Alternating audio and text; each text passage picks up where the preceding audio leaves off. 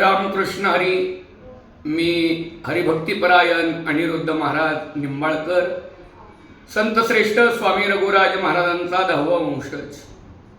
आमच्या संतश्रेष्ठ स्वामी रघुराज महाराज परंपरेचे एकनिष्ठ शिष्य व मराठा क्रांती मोर्चाचे समन्वयक महेश भैया डोंगरे पाटील यांचे असणारे पिताश्री वैकुंठवासी हरिनाना डोंगरे यांच्या तृतीय पुण्यतिथी सोहळ्याच्या निमित्तानं येणाऱ्या 2 मे 2026 ते 4 मे 2026 या कालखंडामध्ये त्रैदिनी अखंड हरिनाम सप्ताहाचं आयोजन केलेलं आहे.